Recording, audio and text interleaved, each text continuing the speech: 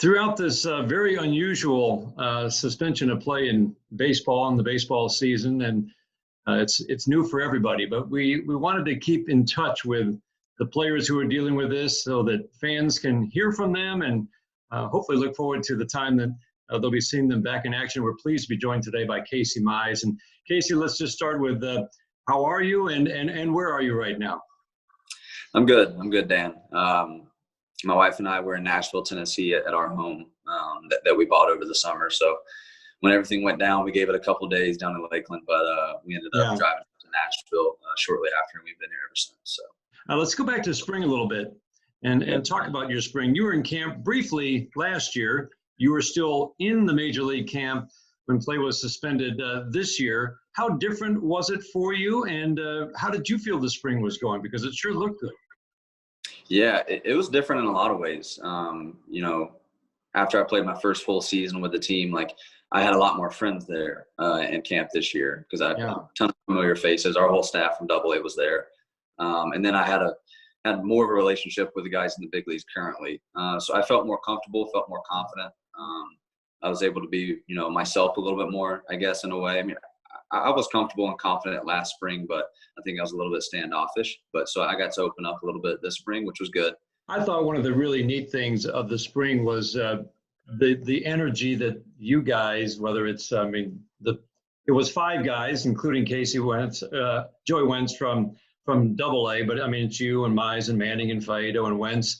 But also the other guys. Riley Green kept coming over. Cody Clemens kept coming over. You had young guys who were going to be at Toledo or maybe on the major league team in camp. It seemed like that really energized the clubhouse because they've been hearing about the talent on the way. They got a chance to see it. What kind of feedback did you get from veterans? Because they were really, I thought, very complimentary about how you guys are going about your business and also your talent.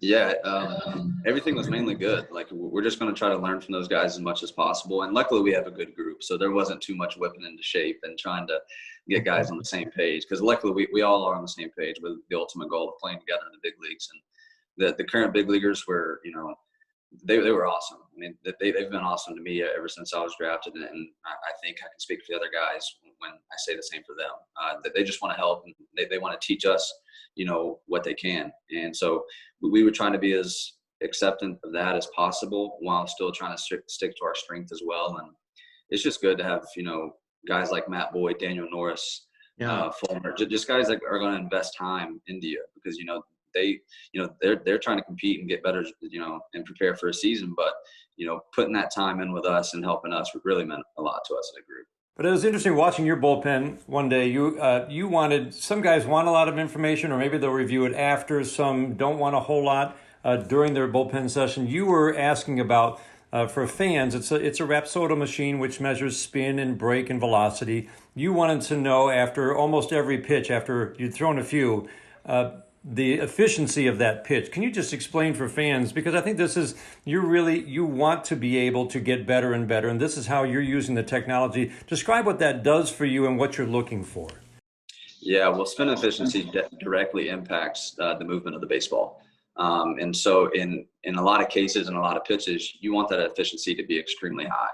Like with my fastball, luckily I've gotten to the point where most of them are 99 to 100%, which means on that axis that I'm throwing the baseball, I am maximizing the amount of movement, with the velocity that it's, connected with. Yeah. So first thing I have to check and make sure my, fastball is spinning efficiently. I throw, a bunch of fastballs early in the pen to locate that and make sure it's moving efficiently.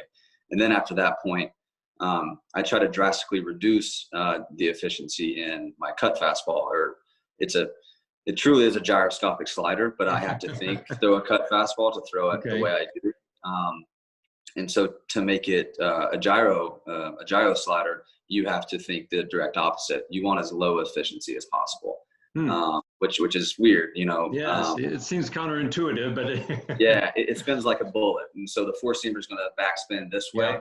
So this is the axis. We're basically just turning that axis and pointing straight to the target. And that's just going to induce vertical break and remove horizontal break. And then when it comes to the breaking ball, I'm trying to get that efficiency back up. My slurve or my curveball that I'm throwing, because I've just found if you start getting into that gyro with the breaking ball, if it starts ticking this way a little bit, it's just, kind of a cement mixer, not Right. really what you want. So Not I'm what trying you to turn, I'm trying to turn that thing back sideways and just spin it forward instead of spinning it backward like the four seam. And so I want those pitches to be the same, just spin in different directions. And so I want both of those efficiencies to be up and the cutter to be extremely low. And my splitter efficiency is really high as well. That's 95. Really high. Yeah, and that day your fastball was 98 to 100, but that's how you get started, right? You want to make sure you're starting there and then work off of that. Yeah, so it's tough because in bullpens I'm not throwing as hard as I can, right? I'm throwing, like, my fastballs are 85 when in the game, hopefully they're 95. So when you're looking at pitch breaks, a breaking ball might be breaking 14 inches in the game, but in the bullpen it's breaking 18 inches. Well, why is that? Because I'm throwing it 10 mile an hour slower. The gravity's it's gonna break more, right? That's a great point. Yeah. So instead of looking at the vertical break or horizontal break during a bullpen, I like to check and make sure the axis is correct, because that's really the only thing that's going to translate equally to the mound as it is in the bullpen. If you're like going at different different paces or different velocities. So. Yeah, those velocities are never going to be the same in the bullpen, are they? No matter You how just hard can't you try, get there. they're not going to be. Yeah, it's crazy. It's really a baseball phenomenon, honestly. I try to throw the bullpens really hard, but I just can't. I know. I was watching a lot of the velocities guys I know throw hard, and they were all in the upper 80s, and then you get them on the mound, and people were. I mean, you were throwing 97, and Manning was at 98. Yep. Yeah, it's crazy how that works, but that's how it goes. So you like that feedback right away. You like that instant feedback. I just think I don't ever want to give a pitch away, and so when it comes to watching it after bullpens or things like that, I do that a little bit, but I prefer to do it in the middle of a bullpen, because I'm not a guy that I need to be in a rhythm to keep a feel of a pitch. Like, I can take a break and then go through that pitch probably for a strike. I've just been blessed with a lot of feel and throwing a lot of strikes, and so. I like to be able to, analyze some pitches and, not give pitches away. If my breaking ball is bad in the bullpen, I want to know after 2 pitches why it's bad. Is that efficiency really low? Is the spin axis off? What is the issue and how can I fix it right now? Because I'm not trying to give away any pitches. Right, that's fantastic. You look like, I mean, we didn't see you a ton in the spring, but you look like things were clicking pretty well. I just felt like when things were suspended, you were really in a pretty good spot. Even though you hadn't worked a ton, it still looked like your stuff was sharp. Yeah, I was very pleased with everything. I was actually going to start the next day against the Yankees, right. Oh, geez. Yeah, which really stinks. But I was feeling great. I like the look of my stuff. I mean, I'm in the same boat everybody is. Everybody was getting ramped up and really excited, and stuff was starting to click, and then we all got shut down. So it was definitely an abrupt halt to everybody, but I was definitely feeling good so far. All right, you're doing all the proper social distancing things, it sounds like, and staying safe and being well. Yeah, we're stuck in the house pretty bored. The only time we get to go out or have to go out is just for groceries, and we try to do that as quickly as possible. But stuck in the house. Luckily, I have a pool table, so I've been playing a bunch of pool. So I'm trying to get really good at that while I can. Yeah, that's right. We're all taking up hobbies that we never thought, right? Yeah, exactly. All right, Casey, best to you and to Tally, and be well, stay safe, and we really look forward to seeing you back on a mound. Great. Thanks, Dan. I appreciate it.